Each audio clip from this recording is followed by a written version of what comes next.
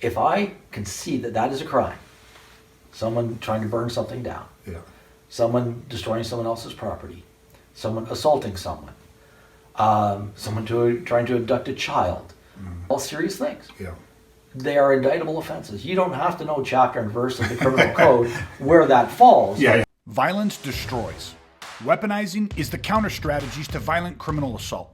Hey, I'm Greg LaBeouf, aka The Violence Guy, and I'm sharing with you how I went from the victim of a brutal attempted murder to mastering the tool of violence and protecting myself and family, and how you can do the same from the safety and comfort of your own home. Welcome to Weaponizing DIY. But also, you've mentioned a few times the different offenses, like summary offenses, indictable offenses, and dual or hybrid offenses. And if you can just give us a quick breakdown of each of those, and just so that we have that kind of real clear definition.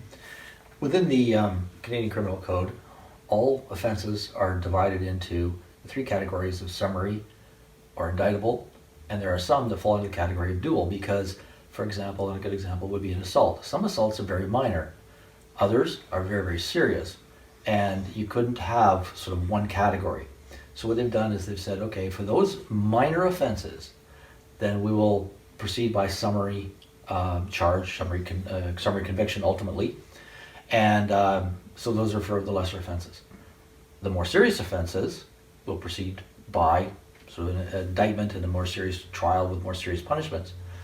But then there are some that fall into kind of a gray area, where the Crown could proceed by indictable or go summary. And all offenses that fall into the dual, when you're having to do a arrest by a private person, are deemed to be indictable because you don't know how the Crown might proceed, you don't know how the police might proceed.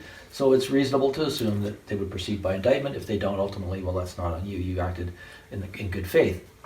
Now, as a private person, if you need to figure it out, I look at it this way.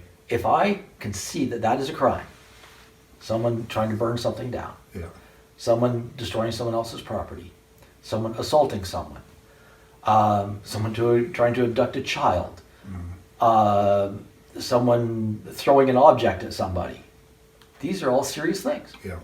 They are indictable offenses. You don't have to know chapter and verse of the criminal code where that falls, but you know intuitively those are serious bad things. Don't do that. Okay.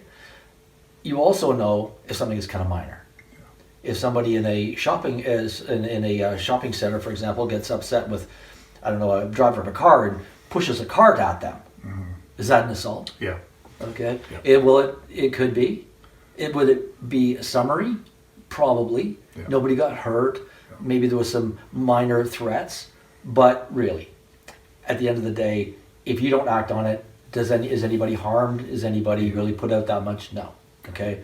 So I think the way to look at it is, if you see that it's a crime where somebody could be injured or there's serious potential outcomes, then that would be something that could be preceded by indictment, and therefore you could effect a private arrest by a private person. Okay,